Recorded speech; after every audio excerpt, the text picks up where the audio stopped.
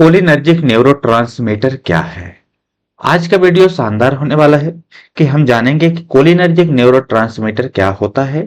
ठीक है, तो ध्यान दीजिएगा, कोलिनर्जिक न्यूरोट्रांसमीटर एक केमिकल मैसेंजर होता है और उस केमिकल मैसेंजर में यूज किया जाता है एसिटाइल कोलिन का। किसका यूज किया जाता है? Acetyl choline, ACH। ACH को हम बोलते हैं एसिटाइल कोलिन, याद रखिएगा।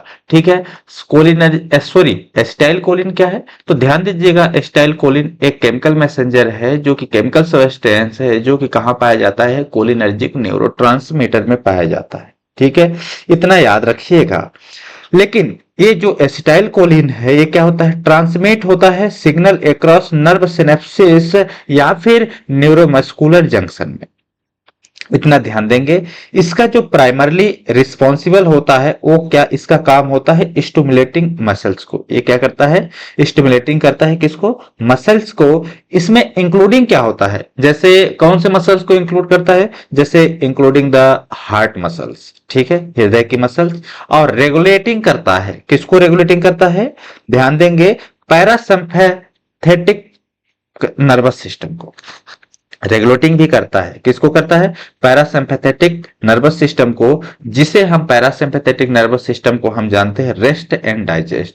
ध्यान दीजिएगा, रेस्ट एंड डाइजेस्ट के नाम से जानते हैं। ठीक है, यहाँ पे ध्यान दीजिएगा, R&D यानी रिसर्च एंड डेवलपमेंट हो जाएगा, इसलिए कंफ्यूज ना हो। आप यहाँ पे डायरेक्टली लिखेंगे क्या? Rest and digest.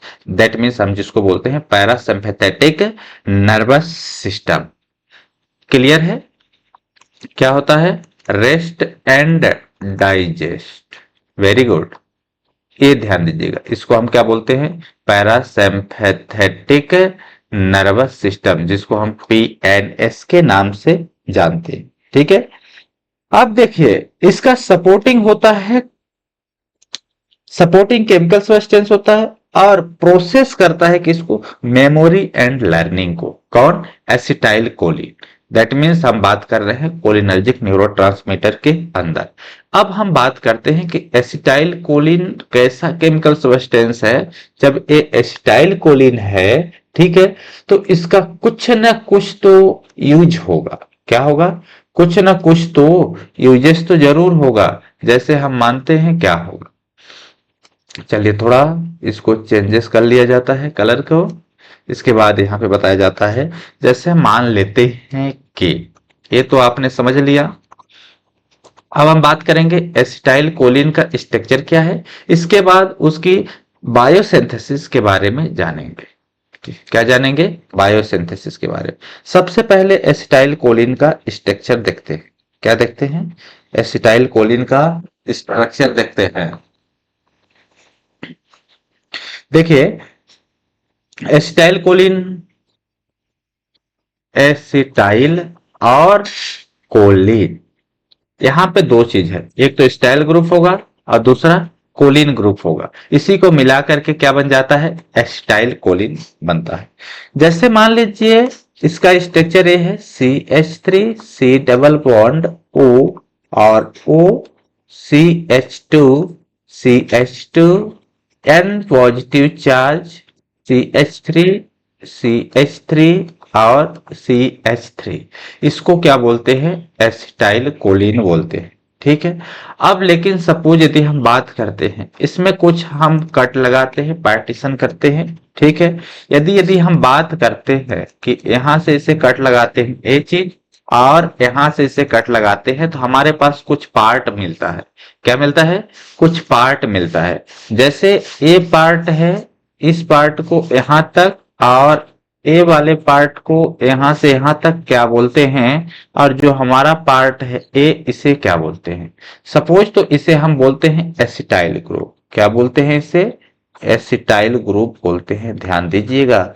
ठीक है, और इसको हम बोलते हैं इथाइलिन ब्रिज। क्या बोलते हैं इस वाले पार्ट को? इथाइलिन ब्रिज है। एक क्या है? इथाइलिन ब्रिज है। अब ये क्या है? एन पे पॉजिटिव चार्ज और यहां पे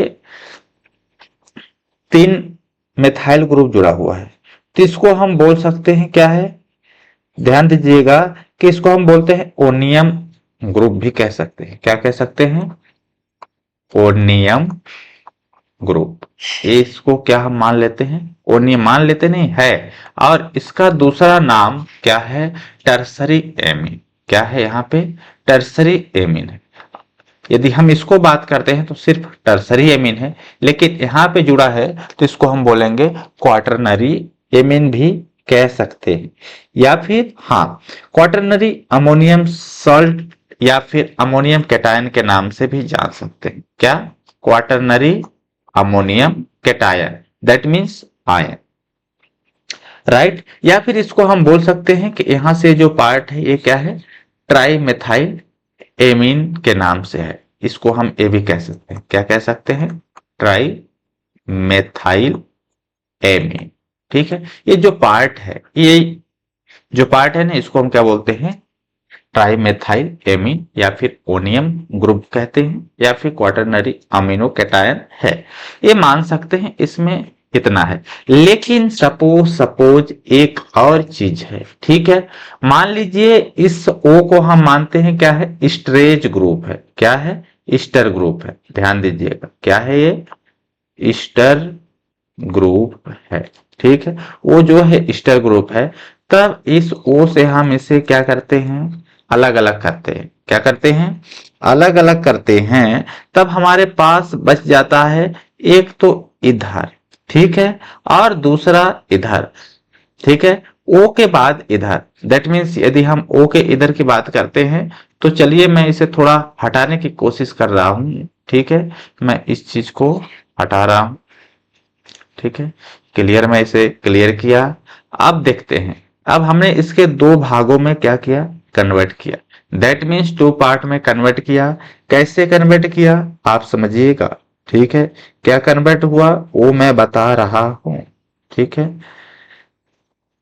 स्ट्रेच लिंकेज ग्रुप है, ये समझिए। स्ट्रेच लिंकेज, यहां पे क्या हो रहा है? ग्रुप नहीं कह सकते, लिंकेज कहेंगे। ठीक है। क्या कहेंगे?